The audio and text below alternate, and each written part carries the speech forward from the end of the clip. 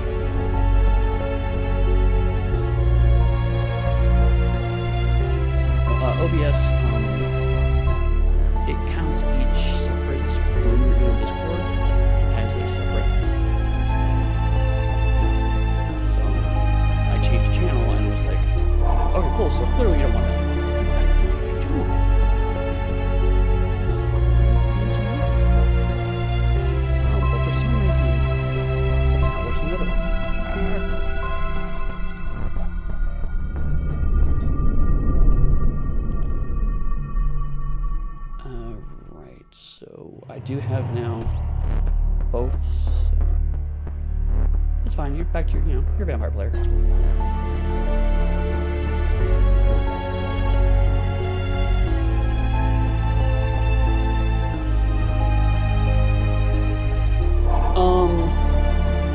Not yet. No.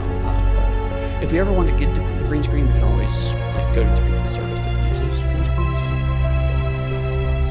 We're already in boxes anyway, so it's like.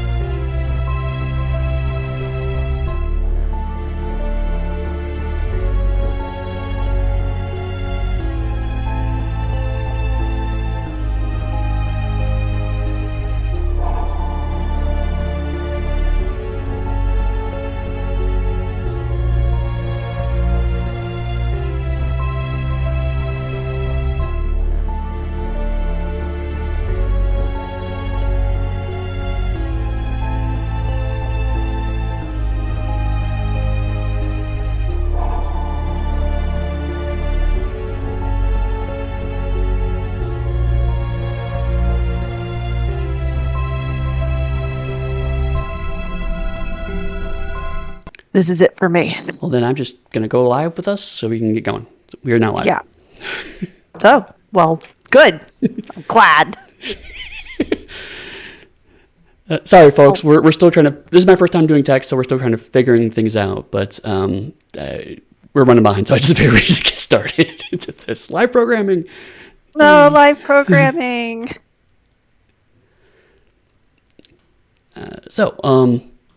Welcome to Lunch and Crunch. This is something that Danielle and I have been talking about doing off and on for a while now. Danielle, if you can kind of give us the rundown of what this is all about. Well, we are going to eat our lunch, and we are going to talk mechanics. So we're going to both talk lunch and crunch. As if by design. That's it. That's what we're gonna do. So we're gonna use our lunch hour to sit around and chat with you, our lovely viewers, and talk about specifically right now. We're going to talk about Storypath and design decisions that we made, used when making Storypath, and how we do Storypath stuff moving forward, and stuff like that. And then we are going to talk about our food. Let's talk about our food first. I was about to say, this is the important part. I mean, before we go anywhere else, we have to talk about what's really important, which is what we're having. Which is our lunch. Right. So what is your lunch today? My lunch is, I call it an adult Lunchable, but it's a charcuterie board. So this is yes, I have sausage and 2 types of cheeses and bread and olive oil. And I buy these little, seasonings just from the grocery store that go into olive oil that are like Italian seasonings or whatever, but they're supposed to be bread dippers or whatever. So yeah, it's all finger foods that I can eat while we talk. And then today I am drinking hot tea. I have selected the Make It So, which is a lavender vanilla Earl Grey, which is inspired by Captain Picard's favorite tea of Earl Grey. It's by a lovely little shop called Casting Whimsy. I found them at Midwinter a couple of years ago, and I've been buying tea from them ever since because they're fantastic. Last year I couldn't go to Midwinter because, well, and anyway, I wound up ordering some, but this year I held off so that I could pick it up in person. So my first cup of tea from that batch, which I'm excited to have. Nice. As for me, I am also having tea. We're probably you're gonna hear a lot of tea, I think, on this show because Danielle and I are both very big tea drinkers. Mine is Elevensies, which is an Irish breakfast tea, which is a blend of Assam tea and China black tea. And it is in my much loved Life is Too Short to Argue with Anonymous Assholes on the Internet mug. And my lunch is in the kitchen where I left it because I ran here to start tech. Well, I mean, if you want to go grab it, I can talk to the viewers a little bit. No, that's fine. I will eat lunch later. But my intended lunch is my roommate David. He is a fantastic cook, and while I was away last weekend, he made some homemade pasta. So I'm gonna reheat some of that and have that when we're done. I'm jealous. I'm over here with cold cuts, and you have pasta. I have reheated pasta, so I mean it's not that great, but yes. And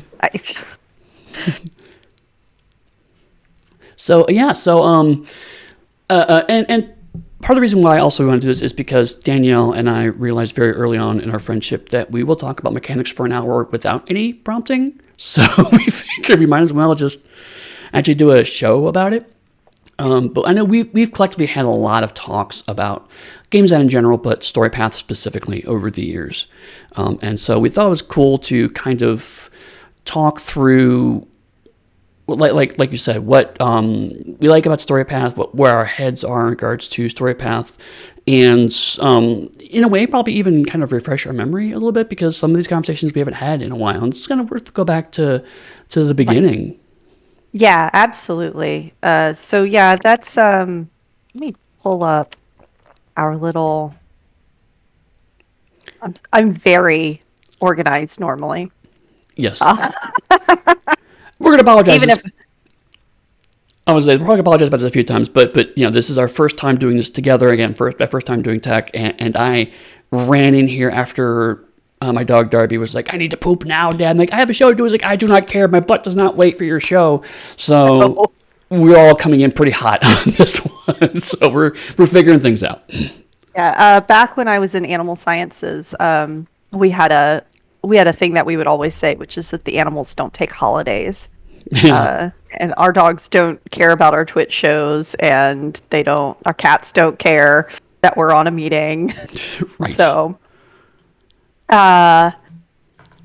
anyway, yeah, so we've talked about our lunch, which, speaking of, grab a nibble, but, what we're probably going to start with Storypath as a core, the core game engine, talk a little bit about that, how we envision that to work, how we think it's working in play at tables, and then how subsystems play into that. And then in future episodes, we'll probably talk specific game lines and how the mechanics of specific game lines deviate or break from the core system. Because not every...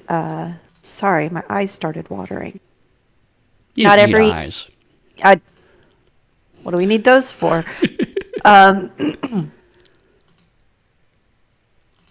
Sorry, I don't need eyes.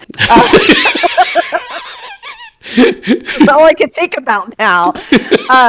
We'll probably talk about the mechanics of not all of the game lines utilize the same mechanics in certain places, and we'll talk about why we made those changes. Some of the ones that like really stand out are like Dystopia Rising and They Came From games. Both have some pretty derivative mechanics from the core systems that you see in Trinity Continuum and Scion. Mm-hmm. And we'll see a lot more of that even within the Trinity Continuum, and how different game lines within these games change up the mechanics some to play up different setting and genre elements. So we'll talk about that later in later episodes, but today we're mostly going to talk about the core system of Storypath. So, I don't know, Eddy, do you want to talk about this as like a chat, or is it more informational? How do you envision this? I mean, we could do both. I mean, I think just obviously give me some kind of ramp up for it. But I mean, I like, for the moment, I mean, let's assume that our audience doesn't know anything about Storypath. I think it's good to kind of start with the basics, and then maybe talk about why those basics happened. So I mean, like, for example, the core Storypath is a D10 based system, but I mean that came from the fact that Rich came from White Wolf, and some of our initial games were Rich and White Wolf properties, and we wanted to keep that continuity while still updating the system. So like part of the discussion was, okay, it's going to be a dipole D10 system primarily because that's where our audience came from, right? And so those are kinds of things that I know when we first started talking about Storypath, those are some early decisions, but also some decisions like having a hard target number of right. 8, and that slides a little bit, but it was the same kind of sliding dice pool. And I know you had talked about why the math on sliding target numbers gets real wonky real fast.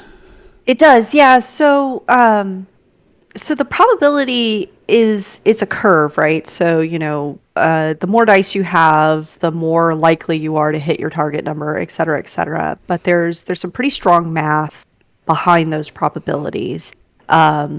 And it's really simple. I say it's really simple. It is known dice probability math for a target number of 8 that you're likely to get at least 1 8 on 3d10s. Mm-hmm. So every time you roll 3d10s, the odds are well above 50% that you'll get a at least one number at 8 or above on your die. Now, it's not all, these are probabilities, so of course it's not always going to pan out that way in play. But when we are designing towards probabilities, we want to see, what is the 90% chance you're going to get a success is about 3 dice. But when you change that number up or down, then suddenly you need more or less dice. And it's, how many dice you're adding changes the probability that you're going to get a success or more. But also what number you're looking for on the dice changes that as well. And so the lower the number is, the harder it is to now predict what the probabilities are going to be. I mean, you could still do the math for it, but it's not as intuitive. And all of the dice adders and things like enhancement, which add straight up successes, stack onto that new dice probability. And so you've got to look at not just how many dice are you rolling, but also where are you getting other successes from. And as a whole system approach, that becomes extraordinarily difficult. Especially if one little thing changes the number once. And if the whole system is designed around it, that's fine. Easy to do that. The probability of that target number. When we look at Scion and we look at Demigod and God, those change the target numbers, but the whole game is designed around that new target number. Right. The same with Aberrant. But if, say Aeon, there was some discussion when we were talking about Scions, PSIONs, being able to access a target number of 7 instead of 8 at higher psi levels. And I was against it because essentially all of the other mechanics that are based on this target number of 8 would suddenly be thrown completely out of whack the moment you got a high enough psi rating that you could access this lower target number. And it changes all the mechanics of the game for a little extra oomph, but you can't design around that. You have to design around the core play loop, which is going to be a target number of 8. Right. And so I think that kind of leads towards some people have asked, and even in the chat, Ardrick just asked this, about why the rules are not 100% consistent across games. And that's a good example of that, is that for something like Scion, where you want to have, and this is SION, where it's godlike, you want to have over-the-top, wild, explosive kind of successes. So shifting the target number around a little more fluidly makes more sense, I think, for Scion, because that kind of, it doesn't quite line up. It's a little wonky. Actually makes sense because it fits in the setting, whereas Trinity is much more, it's not hard sci-fi, but it's a sci-fi setting, and so you want a little more rigor, a little more clear delineation of how that's just going to move around. And when this stuff moves up, it needs to be an explanation or a feel as to why that's changing. So that's one example of why the Storypath games aren't exactly identical, is because it's necessary to kind of nudge it a little bit to get those experiences dialed in. Yeah, I mean, a lot of our mechanics are designed with a play experience in mind. And so, when you think about the differences between Scion and Trinity have, I think, some of the nicest examples of here's one game about playing super powered, amazing characters who can do anything and are always, just amazing at everything they do. And then you have Children of Gods, a different game. Right. And the feel for Trinity, which is a game about hypercompetence, people who are really just good at everything they do, and but the things that they do are mundane in scope. They're just really good at the things that they do.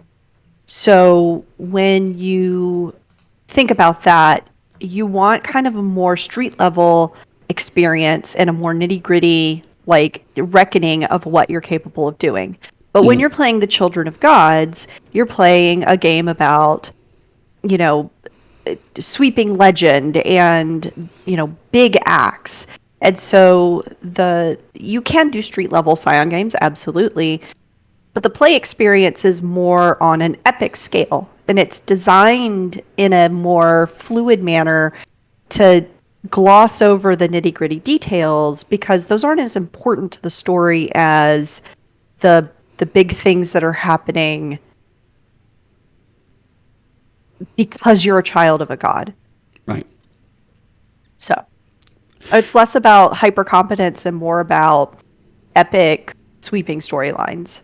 Mm-hmm. And that may, the rules are very similar between the two game lines, but the subtle changes that we made between them help drive those two different play experiences. Right, and to kind of go even further, since this month we're talking about Dystopia Rising Evolution, the difficulty number in DRE doesn't change at all, because I wanted something a little, I hate to use the word gritty, but I wanted failure to be a little more common. I want to kind of, I wanted failure to be a little more available, because this is a post-apocalyptic thing, but these are also meant to be larger-than-life characters. The setting sets up that the strains are a little better than default baseline humanity, to use an aberrant term. So the natural kind of action-adventure scope of DRE kind of nailed it. But like if I wanted to go even further, I mean, I would think about maybe even going up as high as 9. But I mean, and there's a brief discussion of like, do we actually want to go difficulty number 9, make it really hard? We decided not to, and I think 8 is a good spot, but we don't deviate from that. I think except for I think there's like one exception. Even then, I'm pretty sure I wrote that out because it was such a one exception. Right. Yeah, and I think and target number is just one aspect. Some people are asking about things like, sorry, I'm chewing. The problem with lunch and crunch. Yes. You are crunching while lunching. Yes. Like bonds and path contacts and how paths work. Mm-hmm.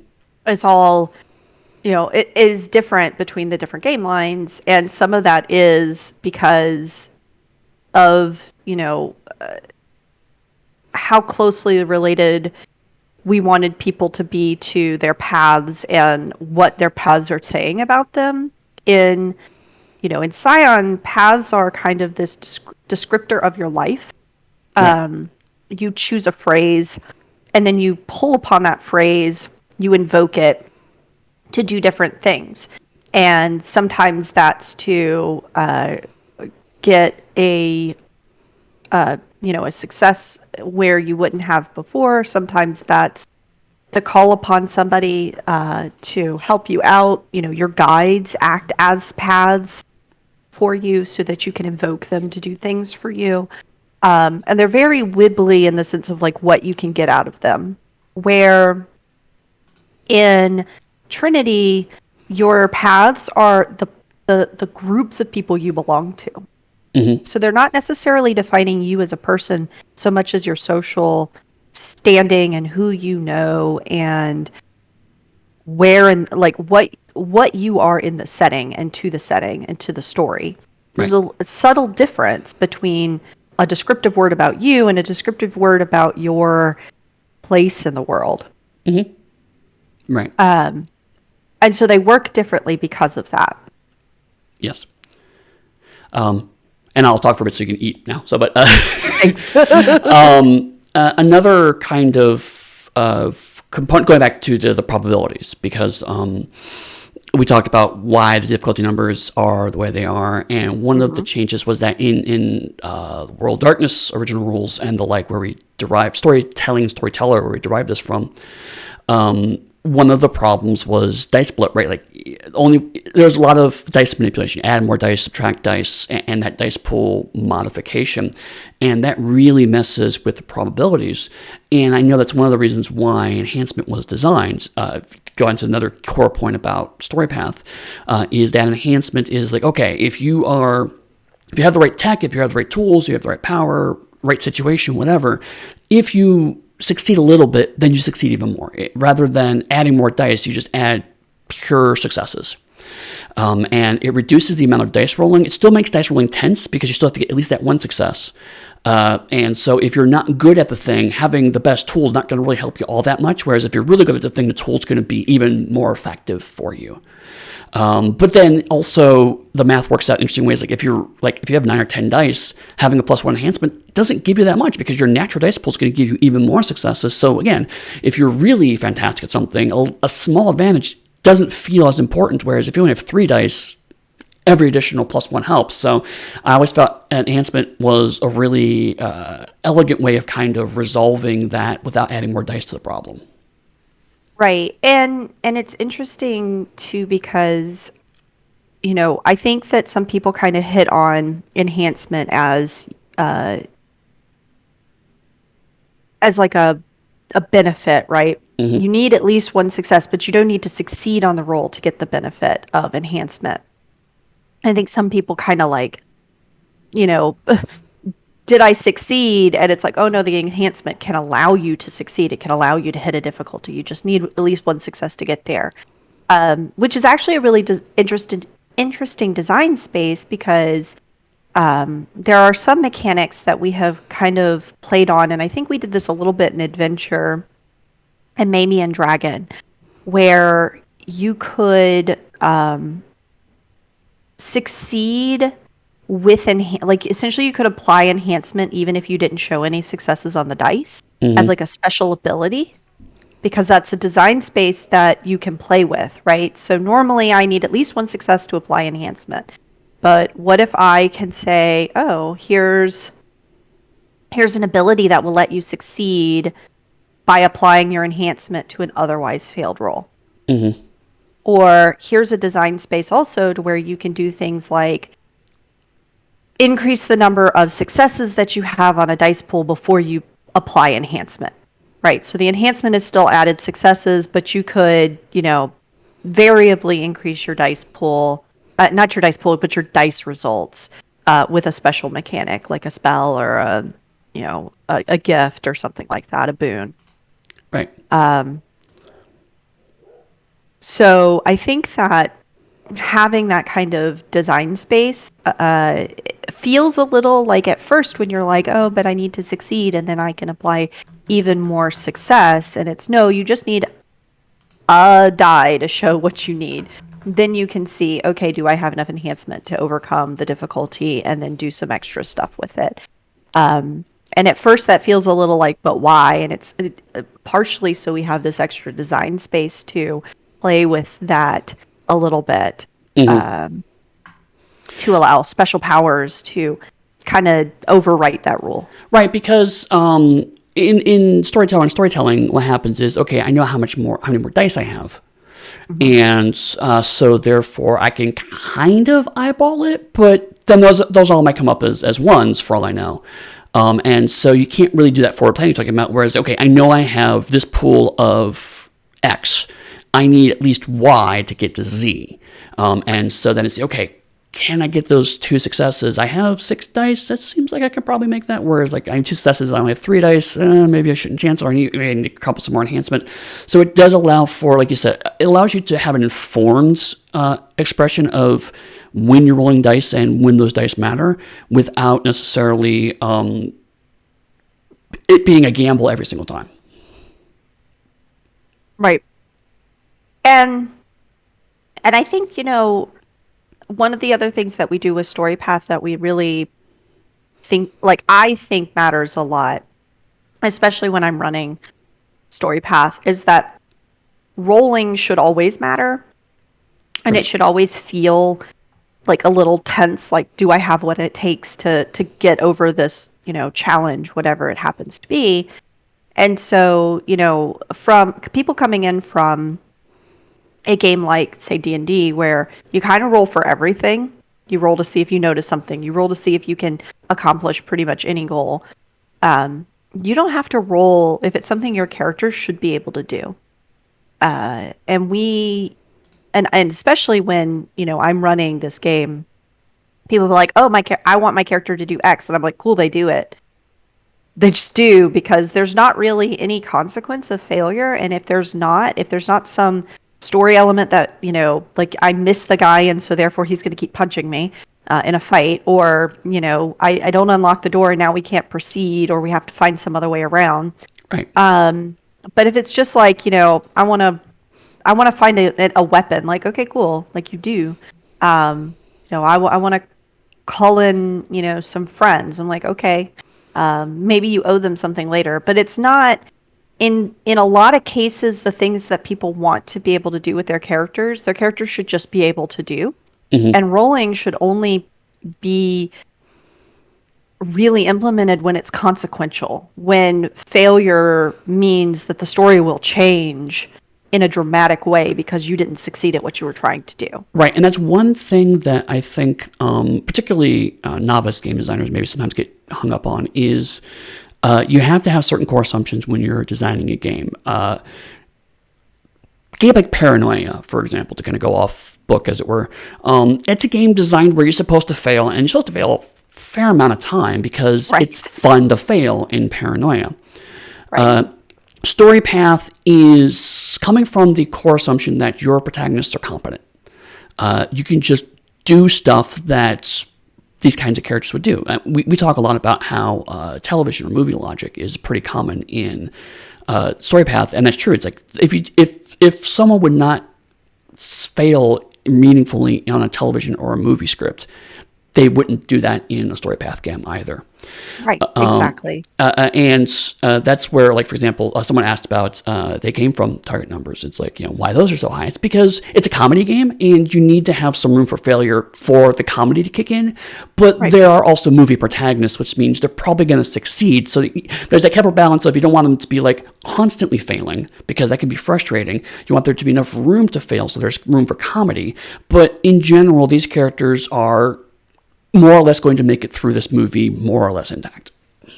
Right. And there's something to be said for, a bloopers, a comedy of errors, or, there's some design elements in failure being interesting that it's actually really hard to explain without showing it at a table. Mm-hmm. And I think more of a, kind of a storyteller mindset that, like, failure should not end somebody's action. Failure should not mean that they just stop. Failure should not be this kind of like barrier.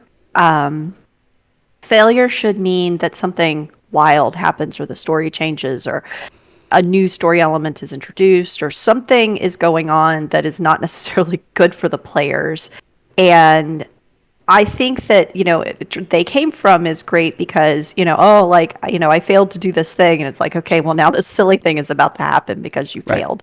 Or, now you're stumbling all over yourself, and then, you tripped this other person and they failed, and no, like everybody's on the ground, and it's very silly. Mm. And that works, and they came from, but that doesn't necessarily work in, say, like Dystopia Rising, which is not a silly game. Right. And it doesn't, work in a lot of other games. So you have to think about when failure happens, what are you gonna do? How are you gonna push the story forward? And that's actually something. And I'm gonna, sometimes this may be, Lunch and Crunch may not be always, bright flowers about Storypath system. I think it's actually a weakness of the Storypath system that we don't have a lot of really good direction on what happens when somebody fails a roll.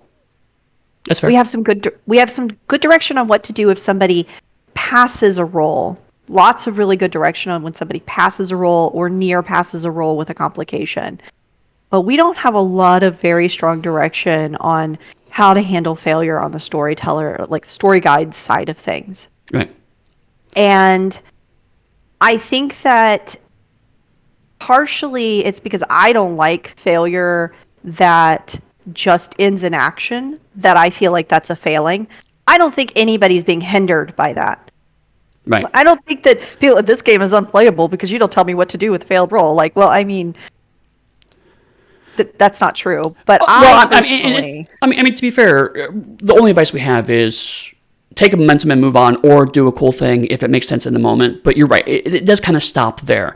It's not a. I would hesitate to call it failing. I think more we could do better in the sense of we give advice for every other stage. We have advice for how to succeed while not doing complication, which we'll get to in a second. And we have advice for succeeding wildly and therefore having more options to buy stunts and whatnot. But you're right, that end of the dice roll, we kind of just go, here, have a momentum point, and that is your reward. And I didn't say failing, I said weakness, so. Fair. Let's be fair. I heard failing. I felt how much you hated that. Well, I mean, yeah, I'm not... But it's a weakness. No, it's you're right. You're absolutely right. Yeah. Well, yeah, that's a fair point. But one of the things I think is good, and somebody else brought this up, is complications. And I think that, our initial Storypath complications are maybe a little weaker than our later iterations of it. But I think that we've really grown complications into this very strong game mechanic where it's, here's a way to introduce a near miss into the game where players can still perform their action but have a consequence afterwards. So they didn't stop doing the thing they were doing. In fact, they do the thing they're trying to do because it was maybe relatively easy, but they have some consequence of that because they didn't have enough successes to buy off the complication. And that is really cool because two reasons that I really like complications. One, because I feel like there's some interesting element of knowing that something bad may happen as a consequence of your positive action, right? So knowing that because I'm going to do this, I am going to create trouble for myself is sometimes a really fun dynamic at the table. And the other reason I really like complications is because it's a way for story guides to make something a little harder without making something a hard fail. So I can still be like, oh yeah, it's only difficulty 1 to do this thing you're trying to do, but there's a complication attached that is much harder to overcome. And yeah, you'll get to do this thing, but this weird story element is about to come crashing down on your head because you didn't get enough successes to overcome the complication. I think some of the weaknesses in that current story path is that we don't have a lot of examples of complications, and I think it's a lot of cognitive load when you're running the game to think up cool complications. And I think that people handle it well of when does it make sense to have a complication that's cool, right, and implement it. But I would love to see a game where there's a complication on every roll, but I can't ask for that without giving a lot of examples of complications because that's a lot of work. So one thing, a lot of thought.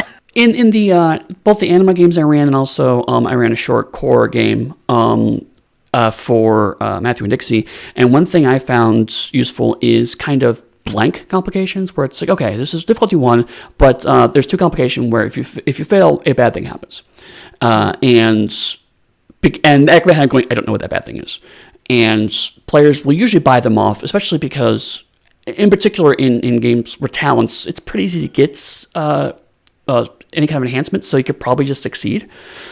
But a good example is characters were trying to bribe someone, and I was like, okay, well, they have money, but I was like, I want something bad to happen, and they didn't buy off the complication, and so on the fly, I was like, okay, well then, they'll take the bribe, and they'll give the information, but then they're going to report to their boss that hey, these people are looking for you, and try to get even more money out of their boss for ratting you out. So I think that there's a space for, okay, how can I make this success a little failure-y and a little more interesting without necessarily having to come up with it on the fly. But also there's plenty of times where it's really obvious, like, well, you're hacking into the system, there's an alarm, so it's 2 to get the information, but 2, you'll be traced back. There's barbed wire over the fence, which is our kind of eternal example, but it works really well to explain kind of like, it really does. You get over it, but you're injured. Right. So, I mean, it's, you're right, again, area like, advisable complications, but I mean, I think it's also fair to say early on, a lot of our writers kind of confused complication as just additional difficulty, because I don't think some of the writers completely wrapped their head around it. I don't think as designers we had completely articulated that well. So it's something you read. Later books were better about, but the early books were just like, why isn't this more difficulty? And we never really pushed back on that because we were still trying to figure out how that should work at the table. Yeah, and I see that Chaz has said that, you know, he's thought about doing some make a complication list that has like a cross section of skills and abilities and things for examples for every skill. And you know, in They Came from Beyond the Grave, which is out now. Mm-hmm. It we actually did that. Every skill has a list of 3 different complications.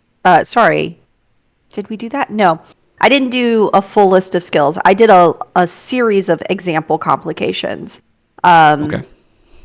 I think it's one of the first places that has a printed list of like example complications. There's probably a good like 10 of them. They're not, you know, it's not a full cross section of every skill, every complication that could arise, but I tried to come up with generic scenarios and the kinds of complications that could arise from general things that people could be doing. It was one of the first books that we were just like, here's some example complications because we don't often provide these. And maybe we should more often. And I think we will in, you know, as we go forward, we get more comfortable with the idea that, you know, the types of roles that should have complications.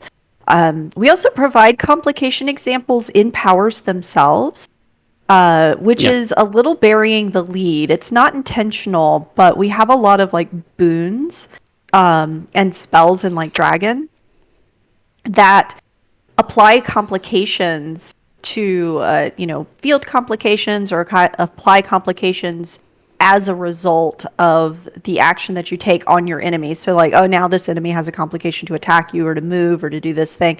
And if they don't buy it off, then you get to do something to them or something bad happens to them or whatever. Which, like I said, it's a little bit burying the lead because here's all these really great examples of how you could apply complications to general roles, but they're all hidden within power sets. And so a goal for future game lines is to pull those kind of examples out of power sets and just have them up front like we did with They Came from Beyond the Grave. Right.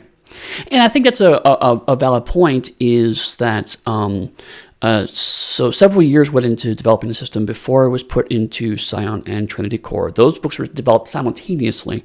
And so naturally, they're going to already kind of slightly bifurcate to address the initial concerns of those games. But when I worked on Dystopia Rising, we had learned some things about Storypath, and so we were able to change things. When we worked on They Came from Beyond the Grave, Matthew wanted the games to go in different directions, but again, also we learned things. And so Assassins comes out, Aberrant comes out, and I remember, because that was the kind of apex Storypath in terms of complexity, of rules, the crunchiness, if you will. Yep. And so we had to ask some hard questions about things like negative scale and how do we apply scale. And yes, we'll talk about scale, but that's a whole separate episode, honestly. But also things like how inventions work and how the crafting system works, and you had some thoughts on that. So I mean, as we make these games, as we play them, as other people play them, there's only so much you can anticipate. At a certain point in time, it's just over time, it's like, oh, I see now how this connects to that. Right. When I did NWE Unleashed, I was like, what? Can you run a game that's just using the approaches for attributes? And it was more of a design challenge of like, this seems like a thing that could possibly work. And so I just designed with that in mind. Right. So some of the stuff is just trying things and learning things, and just as people bounce off of concerns, okay, that's fine, I'm going to explain this better. And so naturally, we're going to put that into future books, and at some point in time, enough of those will aggregate that new editions, that's how new editions are born. How a new edition is born. When an old edition loves each other very much. A new edition... When a developer and an old edition love each other very much. It turns out they don't love each other much at all. That's usually why most editions happens. It's like, I hate this so much, I'm going to change it.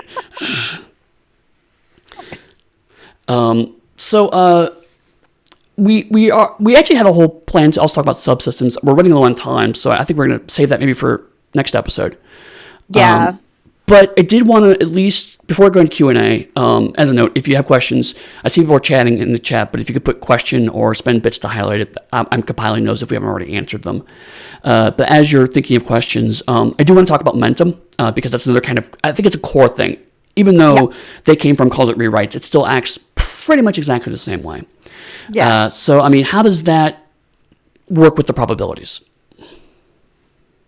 So momentum is interesting because it's a dice adder, which we don't have a whole lot of dice adders in the game intentionally, because again, that's like, we want that really tight dice probability math of, and then change that with the enhancement rather than extra dice, because honestly, extra dice aren't as good as extra successes. They're just not, because they're a chance at a success, but they're not a guaranteed success. And so we do allow you to apply momentum dice after you've rolled, so you can see whether or not, like, I just don't have any successes and I need at least one to be able to apply my enhancement. Let me roll some momentum dice to try to get at least one success on a roll. Right. Is maybe the make or break of a scene. Right. So being able to roll a die, there's some back and forth in my own mind of how useful momentum really is. But the ability to use it after you rolled and saw, I got a big old goose egg of successes, and now I need to figure out how to get more successes. And if this was adding enhancement, it wouldn't matter, because I need at least one success for the enhancement to do anything. And so if I can roll some extra dice, I have some extra chances. But it also doesn't feel very good to roll extra dice and still not get any successes on them. Especially because you need to roll, as we already talked about, you need to roll at least 3 dice to guarantee yourself or to have a good chance of getting one success. So if you've got to spend 3 momentum to try to get that one success, that's the probability that you're working on, which is why we also have momentum fueling things like skill tricks and some other things in the system, so that, yes, if you need to add a lot of dice and really make a dice pool sing because I just don't have that many dice to begin with, or I rolled and I didn't succeed and I really need to succeed on this, get at least one success, then you can pull momentum from the momentum pool and roll it. But you can also be spending momentum in other places. Skill tricks are essentially, man, that's another place that I wish I could redesign. But they're essentially as cool as gifts without being gifts. Right. And they're good for, I'm not powered in any way, shape, or form. I'm not a talent. I'm not in anything. I could still have skill tricks. Right. So I mean, to be fair, the way I always viewed skill tricks versus gifts, it doesn't map one for one, because again, this wasn't designed intentionally this way. But in general, skill tricks are allowing you to do a thing better that you're already good at, whereas gifts change the world slightly so that you have more chance of succeeding. In general, those tend to work out that way. Again, there's some examples, but like a skill trick for manipulation is you're really good at convincing people to do stuff, whereas the gift for manipulation is you have the exact right thing to say at that moment, so you've changed the world to get that piece of information. Right. Yeah, so, if I had it to do again, momentum might work differently than it does right now. But as it is right now, I think, momentum is a way, and it's our fail forward system. So if you fail a roll or you just can't do what you want to do, then you build some momentum for the team, and then the team can use it later to power cool stuff. And so it may be you using it later, but it may be somebody else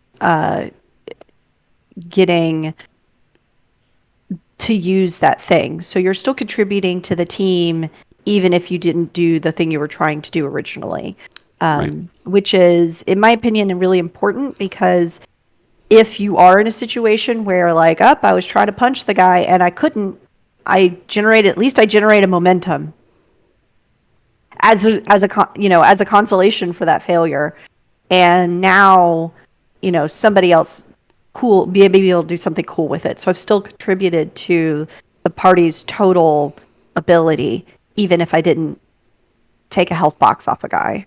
Right. And I admit I am a huge fan of momentum, which is why I basically stole it for Bugmire. Because it's a great idea. Because again, you're right. I love that sense of, even though I failed, someone gets the benefit, and it's a very quiet way of reinforcing the group dynamic. Particular the Storypath doesn't have this, but Pugmire has the whole asking before you can use it. And that's much more of a kind of a, I'm a polite dog. I'm trying to ask to be nice. But even then, I feel like in Storypath games, there's still even an unruled dynamic of people generally go, hey, we have 2 mental life. It's okay if I take these to use this thing? So, I mean, I think people still do that anyway. I just needed a rule because I thought it was important enough to make a rule in Pugmire. Right. Yeah, absolutely. We've had some questions and comments. We've answered some of those, but I'm going to dig into some of the rest. Yeah, go for it. The first one, which is I think the most important one, Zach Rules asked, "How is your day going?" Oh, my day is going very well, thank you. And aside from figuring out why my mic is being picked up in OBS during the pre-roll when it shouldn't be, my day's going fine. I don't know why that happened. I'll have to. Hey, Travis, you're listening. At some point after this, we should probably talk about why that may have happened. I may have done something wrong in OBS. But aside from that, my dog is fine. Also, Rosie Rex says that your silver lip is sick. And I Thanks, agree Erica. completely agree. Dixie didn't have a question, but she had like 40K chips, so she wanted to say that we were great. Aw, you're great too, Dixie. Thanks. You don't even have to spend chips for that. You can just tell us. Yay. Elves of Zion mentioned that when they told their real life, mostly D&D group, that they enjoy when they fail, it took 2 years of examples and explaining for them to understand me. So I think that's something that we don't always think about, is that the idea of failing is fun is still not homogenized through our industry. Yeah. So. Yeah, absolutely not. And I think that we need more examples of that. I think that's the way to hit that right, is to give some like really good examples and good advice to what does failure look like, and make that kind of more part of the core system. Right. Elzine also said that they'd love to hear your thoughts on how you change momentum. And I don't know if you can do that in a short space, but I don't have we don't have enough time for me to cover that right this moment, but I would say we may cover that later in another episode. Right. Because I kind of would like to do like maybe a what would we change episode, when towards the end of things. I think there would be value in that specifically, and this is how it changes the experience when you make these changes, because it's one thing I know that especially people making Storypath Nexus stuff is they don't quite always understand, if I change this, what does that mean? And a lot of times it's pretty obvious, but sometimes there's some under the hood stuff that people are thinking, like how if you change momentum this way, this thing might happen. So I think that's fair. Yeah.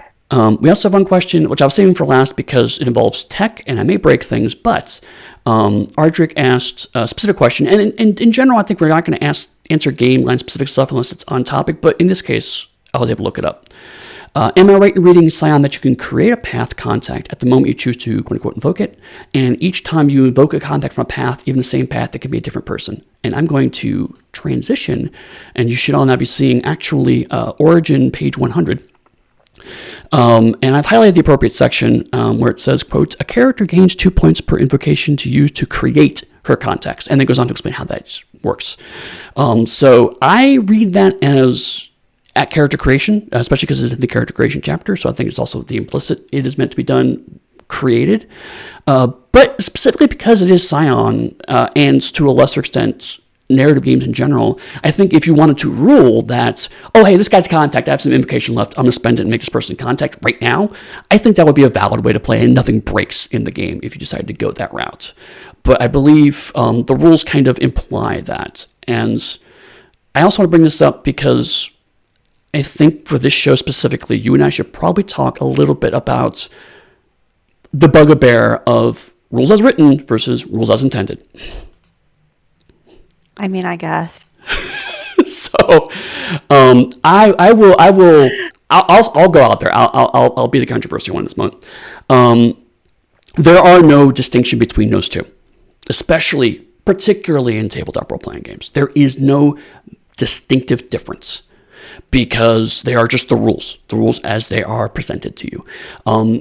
In tabletop role-playing games specifically, the rules are designed to be interpreted at your table, so there is no meaningful distinction. What the writer intended does not matter at all It only matters what your group thinks the intention is. It is always fun to sit here and talk about here's what our intentions were and what I want to, but I never check out of a conversation faster than when someone goes RAW versus RAI, and it's like, unless you're talking about Ray Cole, I don't care about either of those distinctions. I like Ray Cole, so I do care about when you talk about Ray, but other than that, I don't care about Raw, I don't care about Ray. Yeah, I mean, when people will say rules as written, I'll like, where are you going with this? And it's like, oh, but this is what it says. I'm like, okay, that's fine. But anytime somebody says, oh, rules is intended, and I'm like, I am not trying to, figure out the intentions of the person who wrote this rule. And I'm not like, there's no point in it. There's no reason to. And, I do understand why it happens. I understand why that conversation happens in a space that you're talking to people who aren't at your table, and you're trying to maybe reconcile rules between, disparate groups of people and different groups of people at the table. And maybe you're trying to figure out how you should rule. And so you're asking other people, and they're trying to say, well, I think this is what you should do. But honestly, Eddy says it the best, which is that it's up to you and your table how you're going to run it and interpret it. And literally, nobody who wrote that is going to come to your house, bang down your door, and take your books if you do it wrong or different. Right. If they do, let us know so we can chastise them, because that shouldn't be happening. That is super weird, and I do not recommend it.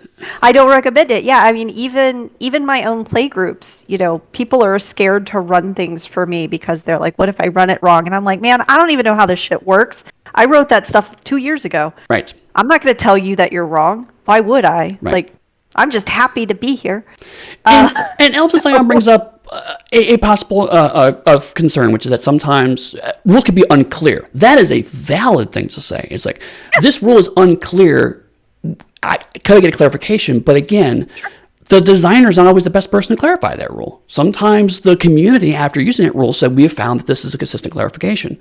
Yeah. Because also sometimes the community will find problems with the rules that were never intended. So rules as intended, it puts the onus on the designer to, it's like, well, I don't know what the designer thought, so my ruling is invalid. And that's why I don't like that distinction. I would have to say, in this unclear rule, here's my house rule. And that is something that goes back to 1974 in terms of how games have been run. And that is a much more valid thing. So say, hey, this rule's unclear, I could use some help on it, is fine. Say, this is the rule as written, so it should be defined this way because it's written that way, versus this is the rule as intended, should be intended this way. That is a meaningless argument from my perspective. Well, it also does a thing that in a less charitable way, which is it creates an appeal to authority. Right. I know that the designer intended this, and so I am right in my interpretation because this is what was intended. And it's like, well, I mean, people are allowed to interpret things however they want. Right, and that's why almost always when I'm asked for a rule, I usually I say some form of, well, at my table I do blah, however, you can do whatever you like your table, because I have to, in my position of authority, clarify that I do not want my authority used as justification for interpretation. No, not at all. Yeah. So I think it's a good kind of closing statement for this, is because these lunches are meant just because D and I are nerds that like to talk about rules a lot. That's really beginning, middle, and end of this. If we give you something to think about, that's great. If you go online and say, well, D said this is how momentum works and you're doing it wrong, then please don't, because that's not what these are for. These are for to help you guys to understand the rules better, some of the nuances maybe you haven't thought about from a design perspective, and to run better games and to have more fun. That is all we care about with this. Yep. Yeah, and I mean, if you get something meaningful out of this because, we present something and it clicks, and this is I hadn't thought of it that way. That's great, but yeah, please don't take my words and use it as a bludgeon on anyone, because you will not see me backing you up. I will not. I will not do that thing. Yeah, you will step into the fight and you look around thinking everyone's behind you and there will be nobody there. No. I may start making fun of you. I don't know. Like. It depends. So yeah, no, I mean, again, I understand some people prefer to have that comfort of, I know what was intended, and that's great. But again, just a nuance of like, we're happy to clarify and clear rules, but that doesn't necessarily mean that our interpretations are right, because each playing group is different and what they want out of the game is different, and that matters more. So if you gut chunks of these rules or replace them with different rules because that your group really wants traditional initiative and where each person goes in the order they rolled, put that in your game. That's fine. It will have consequences for that, but odds are pretty good that as those consequences come, you can also eyeball those rulings and move them on. You're not making a whole new game. You're just having fun at your table, so it doesn't matter if you don't understand the permutations. If you're making, like, say, a Storypath Nexus product, or if you want to be a freelancer for Onyx Path, there are more nuances you have to think about. But if you're a freelancer, your developer will help you. And if you're a Storypath Nexus member, talking to your community and see what people say and adjusting your product or making new products to account for that is a way to kind of get feedback and adjust it. So it's okay to make mistakes because we sure hell did when we first made these games. Yes. Yeah. Okay, well, I think that we're at a good stopping point. I don't know if we answered everyone's questions, and if we didn't, and you have more questions, or you have something you'd rather, like to talk with us about, I'll probably, if you want to throw it into, I don't know where's a good place to throw it into in the OPP Discord. Well, our Twitter handles are beneath our names if that's where you prefer. I certainly check mine more than Dee checks hers, so take that for what you will. But also, if you're on the Onyx Path Discord, that's actually a pretty good place. General is probably a good place for right now, unless actually, since some of the mods are on, maybe they want to add a Lunch and Crunch channel. That might be another way of doing it. We don't know. I think there's also a streaming channel. There's plenty of places you can just chat with us, and then we'll take them into consideration. We're going to do this probably not every week. We're looking at probably every other week for doing it. But as we get ideas, we'll keep rolling them on, and we'll keep doing this for as long as it's fun for us and fun for y'all. So, yep. And yes, as I mentioned, please back Lore of the Traditions. So that is coming out in an hour. So if you like the Lore of the Traditions Kickstarter will be starting in an hour. So if you like Mage, that is definitely a thing you should definitely go check out and back. Is there anywhere else that people can find you online? I mean, Twitter, Discord, sometimes. I'm on Discord way more than I'm on Twitter, and that's about. Same. Those are the places to find me. So. Yeah. You can find me at Pugsteady on Twitter. Also, pugsteady.com is my website. And also, if you like this kind of rambling nonsense, you also get more of that on the Onyx Pathcast every week with me, Matthew Dawkins, and Dixie Cochran, where we talk about not as much design stuff, but we usually talk about the products at a higher level, and also news, and occasionally snake-filled submarines, just like you do, which is totally relevant. So with that, thank you all for participating. We had, looks like about 33 people in chat, which is fantastic for a brand new show. So I'm really excited about that. I'm excited. And with that, we'll see you all in a couple of weeks. Talk to you later. Bye.